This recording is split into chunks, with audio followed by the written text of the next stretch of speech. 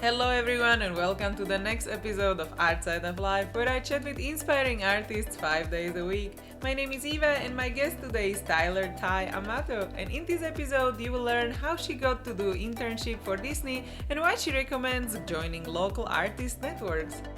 For me was joining an artist network in my area, and they were specifically designed to connect artists and clients in the entertainment industry for theme parks and concept art. So that was really exactly what I wanted to be doing. I already had Disney on my resume, and someone found my website on there and decided, hey, do you want to come freelance? And that really shaped what I was doing for that year. Ty is an illustrator and art director currently living in Orlando, Florida. She has worked with the Walt Disney Company for over 2 years as both a freelance illustrator and an art director intern, specifically in Disney Yellow Shoes Creative Group, the in-house creative shop for Disney destinations. So please welcome Tyler Amato and let's get to the interview. Welcome everyone to the next episode of Outside of Life, and I'm super happy to have Ty here. Hi! Hi! So welcome, and let's just dive in right to your background, and maybe you can take us through like biggest turning points. What was your in your background, and when you first decided, okay, I want to be in art? Okay, yeah. So both of my parents were artists and they met in art school. Mm-hmm. So I've kind of always grown up around that. And they separated when I was really little, but both of them independently taught me different design and art techniques. And for most of my life, I thought I was going to be a doctor. Okay. But when I got to high school, the biology class and the chemistry classes were really, really advanced, and it just took all the fun out of biology and science for me. And I decided, I don't know what to do with my life. Maybe I'll just try art instead, because I just can't be a doctor anymore. But yeah, so I kind of always grew up around art and drawing, and when I realized that I didn't want to be on the medicine career track, I decided to go into art, and it worked out wonderfully. Everything has been really great and better than my expectations pretty much year after year. So how was the decision making, when you were like, okay, I will do the medicine, and then like, okay, maybe I'll do art? Did you have like your friends or other like surroundings when they said like, okay, I can do this maybe for a living? Or how did you decide? No, both of my parents really didn't want me to go into art. Everyone in my family was really excited that I wanted to be a doctor. And then when I decided to switch, pretty much last minute, I'd already gotten to a school, and it was just a regular university, not an art university. But I just switched my major at the last semester of high school and decided to pursue art. But no one in my family was really excited at the time. They'll say, okay, we'll support you, but I wish you'd been a doctor. And then when they saw like that I was doing well in my classes and my teachers were really connecting with me, they were just like, okay, I guess you can do this.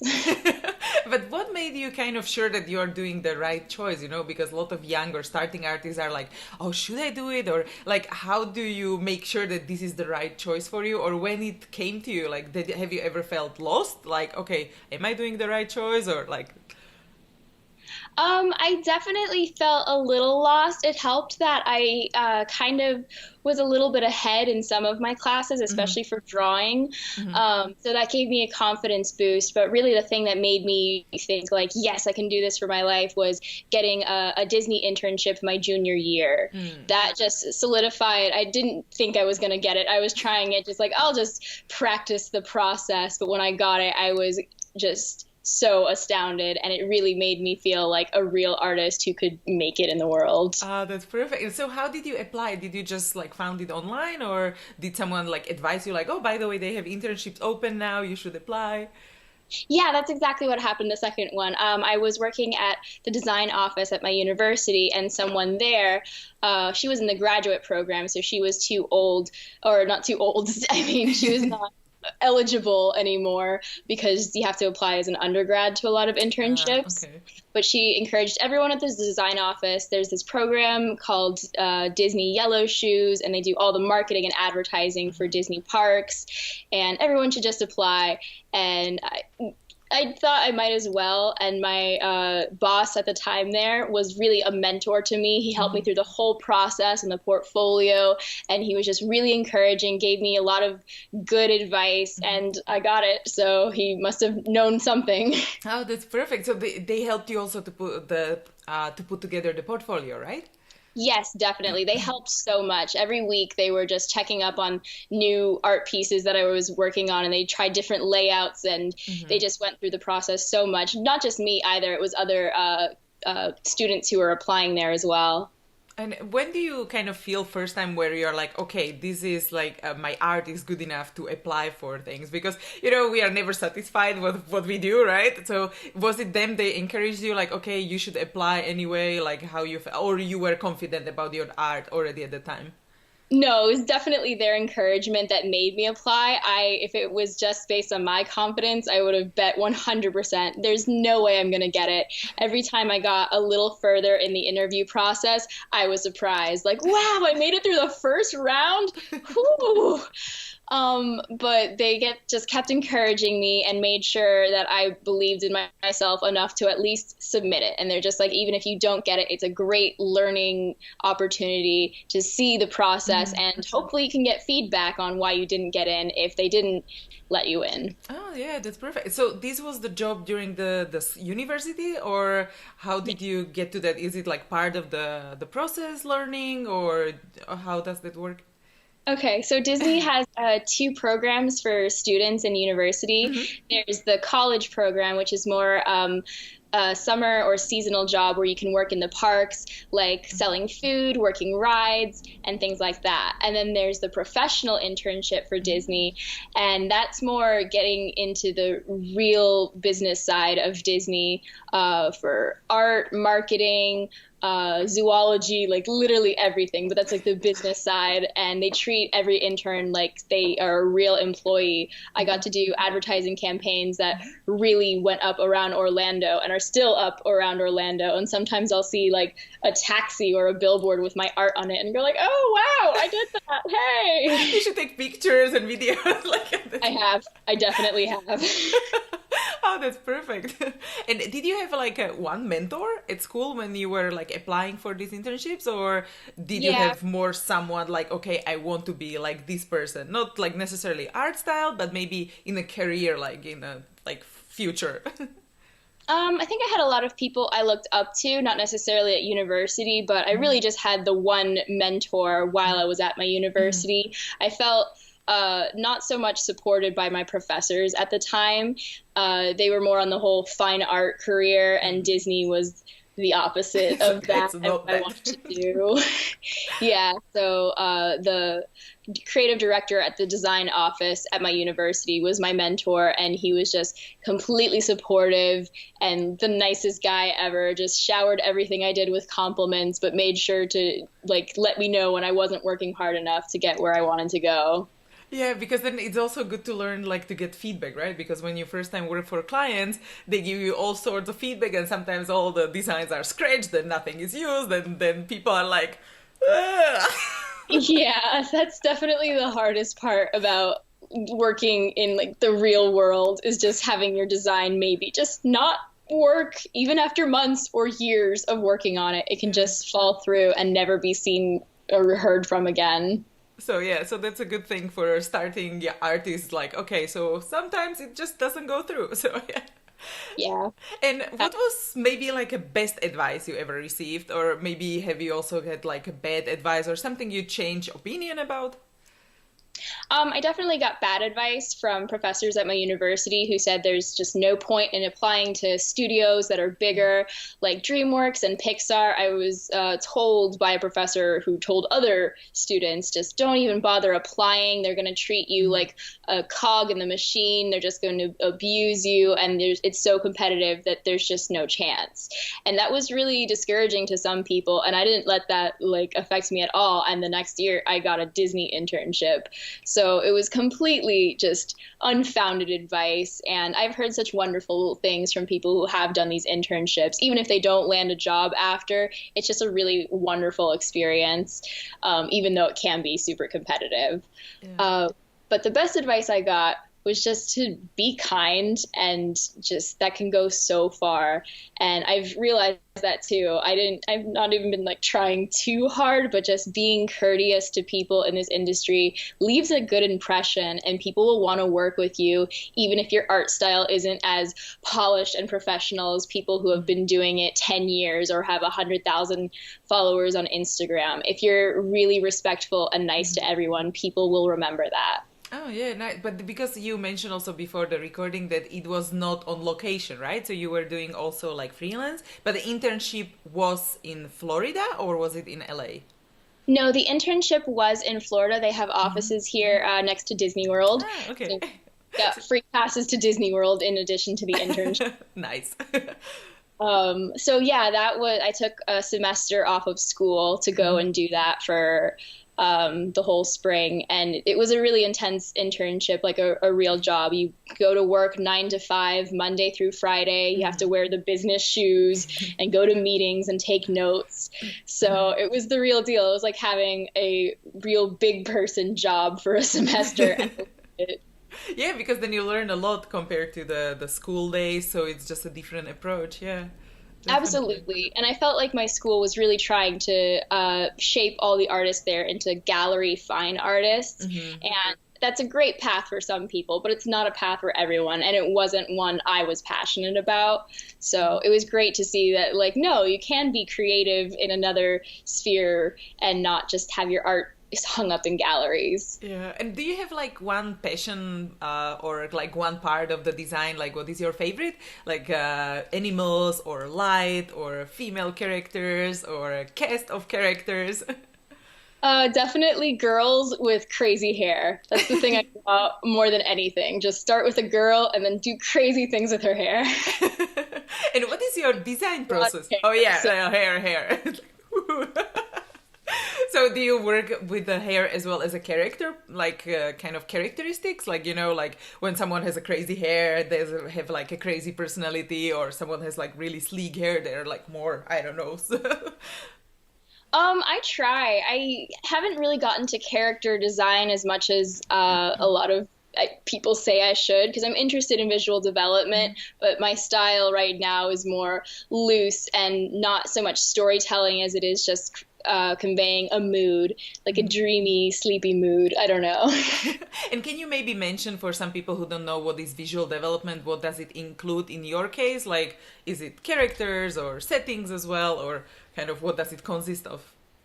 I think visual development can consist of all those things: characters, background painting, prop design, just concepts for film and TV and video games.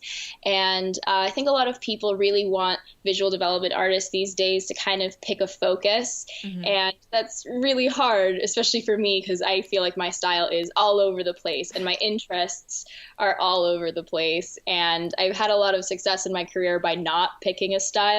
But I think it might be time to buckle down and pick some things and put a visual development portfolio together. Yeah, because it depends like what you want to do, right? In the future, like is it characters or props or the light? Definitely. It helps to specialize, but it's hard to think of what to do because I want to do all of those things. Those all sounded so fun.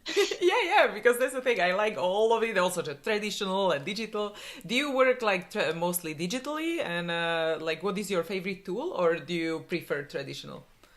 I do both. I find doing both keeps me active and keeps me sharp in both areas because switching over to digital and traditional just can be jarring sometimes.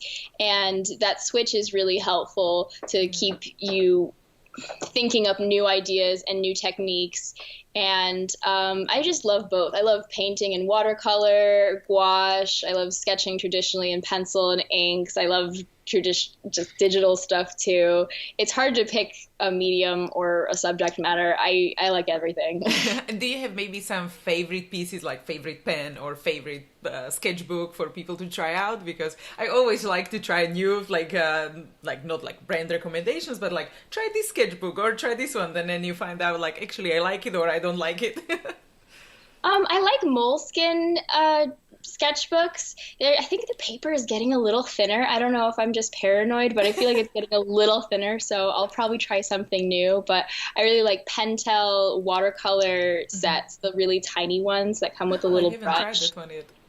It's really great for, they're very pigmented, and it's great to have something travel size so that it encourages you to do art wherever you are. And I really like watercolor markers. They're like watercolor pencils, but they're markers, and they're just really fun to experiment with. And I feel like they're easy. Some people have a hard time with watercolors, but watercolor markers are easier to control and layer up. So That's really interesting. Oh, so what is the brand for the watercolor markers you use? I don't know. Okay, I have to try it. You have to send it to me afterwards because I'm like, oh, that's interesting. I never tried that. All right, I will look it up and send it to you. Oh, perfect. And so when you are like thinking about also like designing style, like traditional and digital, when you are working in studio, I guess they prefer digital because that's faster. Or did you work also traditionally? They definitely prefer digital. Most of the projects I did were digital, but once I told people that I was interested in illustration, some places like Disney advertising gets a bigger budget so they can experiment with things. And people really like seeing traditional work. They like that handmade touch. So a lot of times, if you have an interesting idea for something, you can do traditional. And if you do traditional a lot and can show that in your portfolio, then people know like, oh, she's willing to do a bunch of styles. If she can do watercolor and ink and everything, maybe she can paint with coffee for this one advertisement or something. And I did a lot of experimenting with styles like that, and that was really fun. Oh, nice. Did you have a favorite one? Like painting with coffee, maybe? Well, I did. I didn't actually get to build it, but I did some concept art for a Disney World scene made out of gingerbread, Oh, and nice. it was real gingerbread. And they hired this fancy German chef to build it, and it was really cool to watch that process and just see that like they care about making magical things that don't necessarily have to be about selling stuff to people. Oh, that sounds like fun. I still have to visit Disneyland. I still never been. I don't know how that's possible, but and so when you're working on projects and also on your personal stuff, what keeps you motivated or like keeps you going? Because when you are in the company, I guess it's also the team and deadlines. But when you work also on your own stuff, so how do you motivate yourself?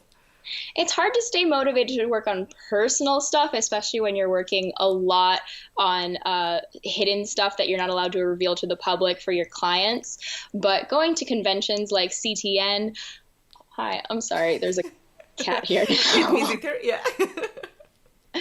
Going to conventions with other artists and meeting people in the community is really inspiring. I think meeting other artists is the best inspiration for me. There's just an energy that's contagious, and every time I meet a group of artists in that kind of setting, I just want to go home and pick up my sketchbook and get right to work. Oh, that's perfect. So, what are the conventions you go to usually? Like the CTN, or do you go also sometimes to Europe, or it's mostly US, or something online, maybe even? It's mostly US. I would love to go to Europe for a convention. But I'm going to try and do more conventions this year and try Emerald City Comic Con and MegaCon and things like that, mostly in the US, just because it's much easier and affordable for me to travel within the US. But it's fun all over the world, I'm sure.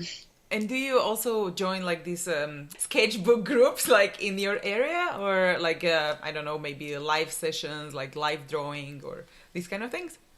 Definitely. Yeah, I've been to live drawing classes at the local little art school. It's really easy. You don't even have to sign up for anything. You just bring $10 to every class that you want to come to. And it's so helpful. And I realized that I was just so rusty when I went to one class, but it's amazing how fast you can pick up on it if you just go once a week or two. Oh, that's nice. Yeah, because then you can also talk to other people, like how they create stuff, or is there also inspiration in that area? When I want inspiration in my area, I usually go to Disney World. Um, it's close to me, and I really love Disney as a company, so it's something I'm always working towards. And since I freelance with them as my main source of income, it always helps to be up to date on what's going on in the parks and how people are reacting to it. And it just makes me feel happy. It's my happy place. Oh, nice. So, and how does your normal day look like? How often maybe do you go to Disneyland, or like how many hours a day do you work, or like do you work like 12 hours a day, or just, like keeping your distance, like work and life balance? It really depends.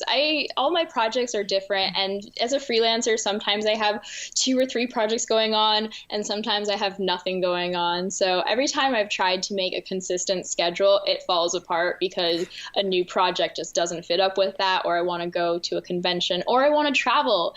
And trying to stick to a schedule weekly doesn't work for me. So I'd usually just do it day by day, and I'll wake up in the morning and do a to-do list and try my best to stick to it for that day. Okay, so how do you prioritize? Like, because you have like events and the client work, right? And so the to-do list, it's like the kind of also a priority list?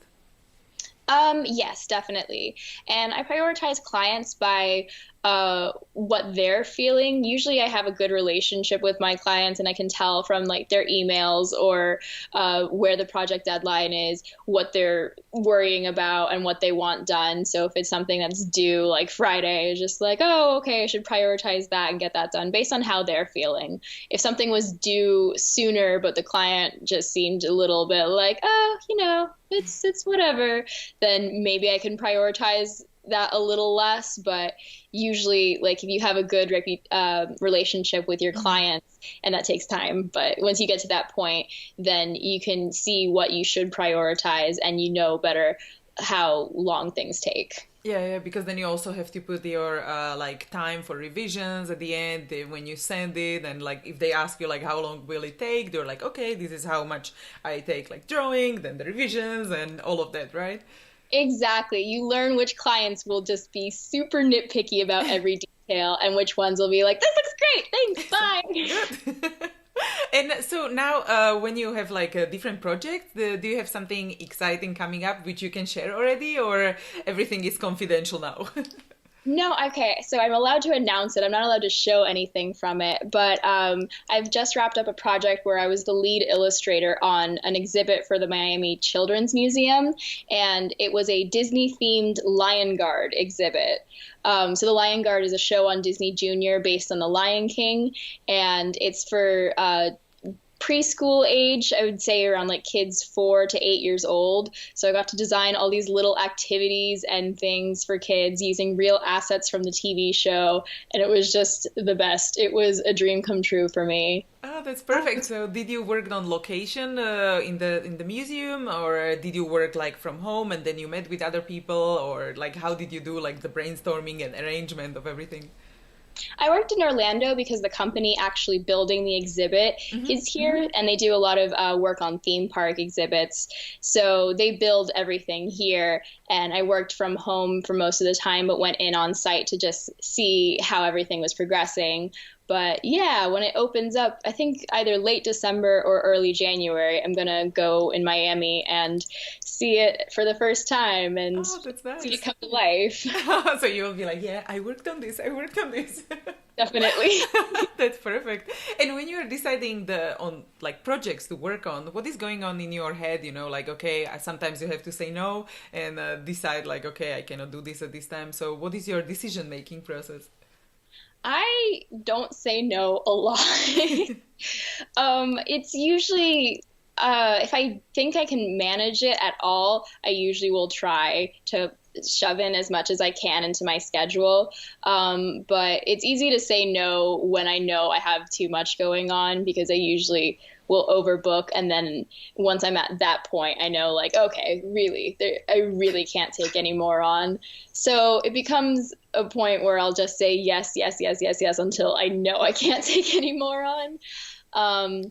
But I've been pretty fortunate where I don't have too much of an influx of business and too long of times where there's nothing going on. It's just been a little bit like that. Yeah.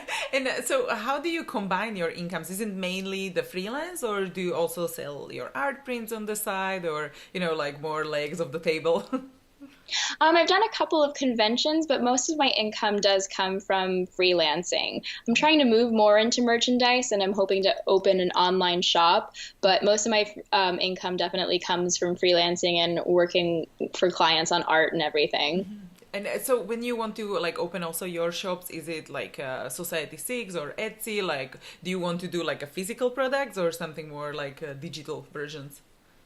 I have a Society 6 right now, but I'm hoping to order an Etsy so that I can control what my prints look like and also sell more personal things. Like I like to draw on the covers of sketchbooks and things Oh, sometimes. yeah.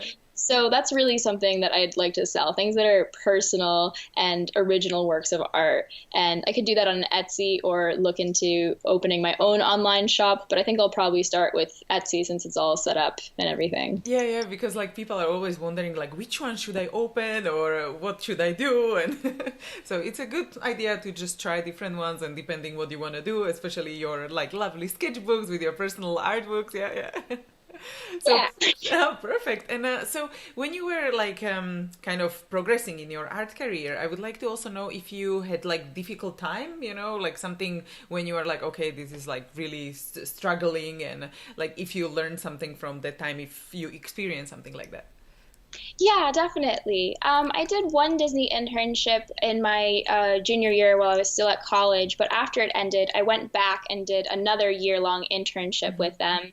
And everyone was really encouraging and said that there was probably a job waiting for me after. But after the internship ended, there was a big shift in the company. And unfortunately, quite a lot of people were let go around the time that I was starting to look for a job. And Great. so I lost a lot of my connections, and I wasn't allowed to show a lot of the work that I had done as an intern because of Disney's property rules and regulations.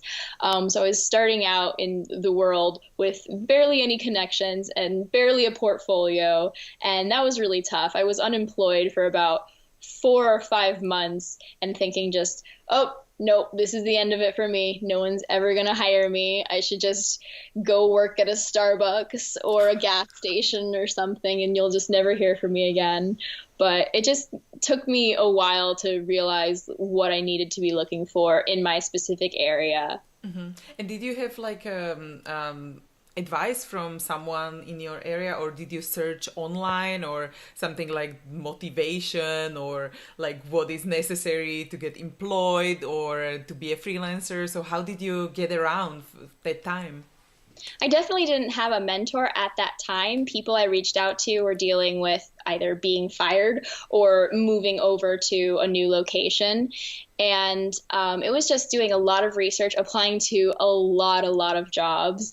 And eventually what worked for me was joining an artist network in my area. And they were specifically designed to connect artists and clients in the entertainment industry for theme parks and concept art. So that was really exactly what I wanted to be doing. I already had Disney on my resume, and someone found my website on there and decided, hey, do you want to come freelance? And that really shaped what I was doing for that year. And it was such a pick me up from the months where I thought I'm never going to get hired again. Yeah, because we can have these like ups and downs, and then you're like, okay, so what am I actually doing? Like, is it worth it to like go and continue? And okay, and how did you then find this creative network? Was it just because of the like local area, or is it something online anyone can join, also from Europe or other areas of US? I think you have to look in your own area. This one that I'm joined, it's called the Slice Network, and I think they're in California and New York, so a couple of different cities. But I know there's networks like this in a lot of the big cities and in Canada too. I'm not sure about in Europe, but I think there probably would be. Maybe. I feel like there is nothing here. It must be something. I just need to look better. Yeah, it kind of works like an agency, except it's a lot less taking control of your paycheck or taking a percentage. Really, you just pay a yearly fee and they host you on that website, and they have a good relationship with other clients and big businesses. So you're more of a trusted name than just being on yourself and hoping that someone finds your website or business card. Yeah, because it's always hard to find if you're just looking for artists on like websites or Instagram because it's like so overcrowded, right? Exactly. Yeah. So that really helps if you're struggling. It's because it just gets you into your local community and you can see what other artists in your community are doing too. And you can see the competition laid out right in front of you. And have you been thinking also about the agent before you joined this network? Like, is it something like you had a good experience with or haven't like tried it?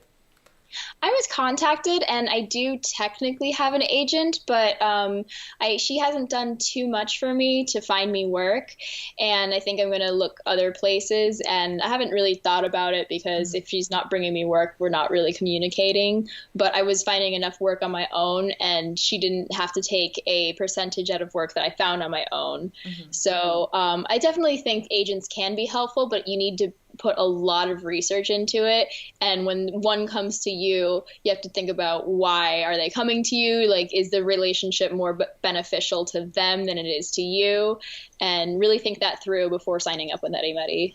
Yeah, because it's always really hard to find someone who would actually fit with you, and like if they find you the right jobs, right, you would enjoy.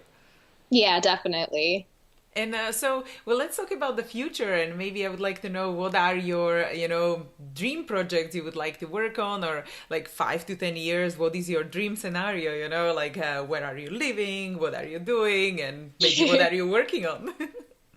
um I really don't know. I keep thinking about California as someplace I'd love to live because Los Angeles is where everything is, but I'm trying to see the bigger picture as well because Los Angeles can't be where everything is forever. And right now, Orlando is a happening place for me. And I love being next to the parks and not just Disney World, but Universal Studios and Busch Gardens and things like that because it's visual development and concept art that comes to life and not just on a big screen, but something you can touch and physically see.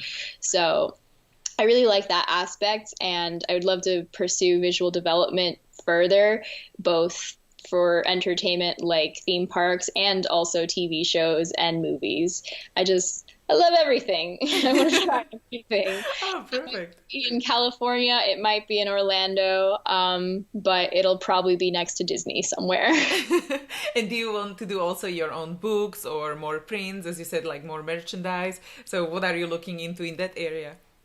I would love to do enamel pins. I've seen the pin market just really grow, and a couple of my friends have done some awesome pins. And I've been told a couple of times that my style would look kind of cool with the pin, especially some mermaids that I've painted. So I'd love to try that out and just get into apparel and that side because I love the idea of wearing art and stuff like that. Especially with all the details you use on the illustrations, right? So that would be like nice in the the pins. Okay, perfect. And my last question would be about far future, and I would like to know what would you like to be remembered for in like 100 years or more? I guess if I was talking on that scale, I would really love to work on at least one Disney movie and have my name in the credits of one Disney movie because I feel like that's forever. Just your credits, even if it's tiny and it's after everyone has left the theater, I feel like that would be enough for me to just be like, I did good while I was here. It's like, good, done. Oh, nice. I'm looking forward to see that. I'm sure that will happen. So good. And maybe before we say goodbye, you can share like last key takeaway, like what people should remember, and then we finish. Okay. I guess just draw every day, and if you're not where you want to be, just post more on different social media sites and be communicative. The best thing you can do is to reach out to other people because if you're being kind, that's going to get you noticed. And yeah, just keep trying. It feels like it's taking so long, and I know that, but you're gonna get there. Good. Awesome. I totally agree. I'm really happy that you are encouraging and everyone from our audience and just like everyone just want to start out, then just be kind to each other, right? And then it will follow. So perfect. And thank you so much again for being here. It was so nice. And thanks everyone for joining, and see you in the next episode. All right, bye. Hey guys, if you enjoyed this video, don't forget to give it a thumbs up and let me know in comments. Also, please subscribe to my channel for more videos because I post new interview every single workday. You can also find the resources mentioned in this episode at artsideoflife.com. Just type a guest name in the search bar. There is also a little freebie waiting for you, so go check it out. If you want to listen to the interviews on the go, make sure to check out the podcast episodes at artsideoflife.com/podcast. Thank you so much for watching. I really appreciate you, and don't forget to inspire each other. I will see you guys in the next episode.